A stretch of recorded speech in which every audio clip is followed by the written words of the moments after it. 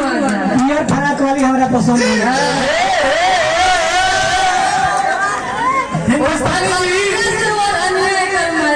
हिंदुस्तानी जी हर जगह किस्मत आजमाइए के का करबो। अच्छा केहू गरीब के सताइए के का करबो। एगो शादी ठीक हो गई करके फसाइए के का करबो। आजकल का की हो तो होइए नहीं बनना। तू अपन नाम बता दा। नेहा। अच्छा ये हो नेहा। नेहा। हां नेहा जी इधर आइए। इनका का माइक सादा करें साहब, इनका का माइक सादा करें। वाह समझ में आ गया कि इसके मन का क्या इरादा है।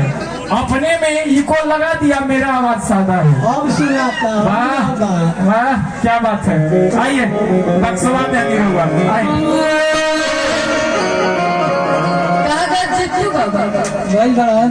अच्छा आइए बड़ी सुंदर। अब चलो माहौल की तरफ रोवाल की तरफ रोल जो सुन रहे हो वो बता दो हमें अब अंदर ना रोवाल लोग के चलते हम समझ सकते हैं सारा रोवाल लोग के रहे लड़का के हां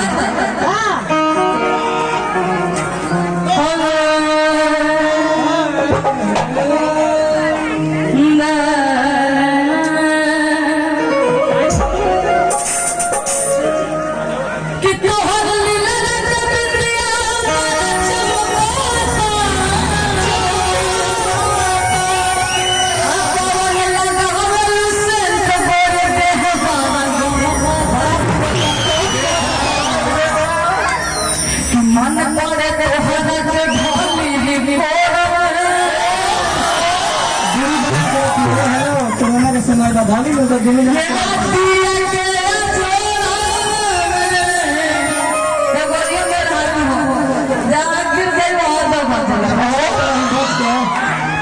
अल्लाह का सब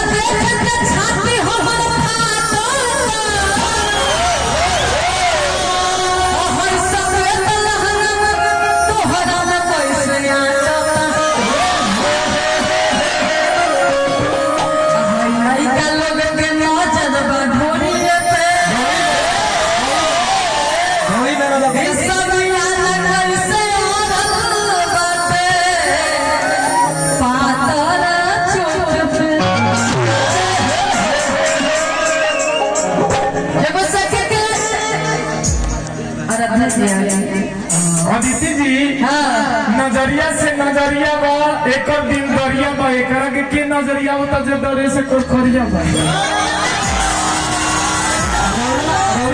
के और नजरिया से बता। आइए ये रोग में नजर लगाओ आइए अरे ध्यान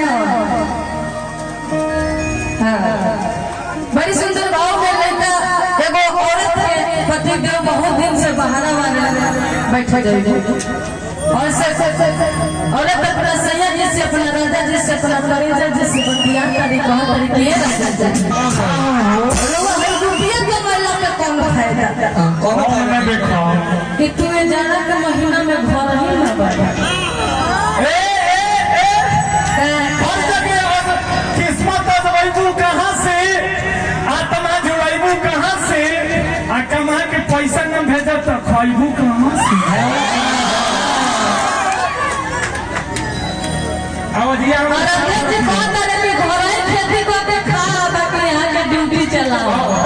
साफ रखिएगा भैया। कौन कौन डिप्टी चला रहा, कथी के डिप्टी बने? अब कौन ड्यूटी चले बिना मतलब के नजर में नजर डाल ले बन हमारा आगे सवाल ले रात भर प्रोग्राम में हम नाचिए, सवेरे पैसा पैकेट से निकाल ले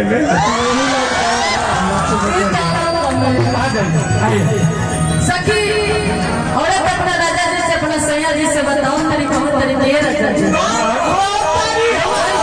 महीना में इतना दिन से बहना में बने हमारा के नीक नहीं खेला मर्द कहत रहे कि का करूं खैलो मैदान के समय आके लगाई बना तो खाई बिल्कुल सही बात। औरत अपना दिल के बात बताओ तरी कहत रहे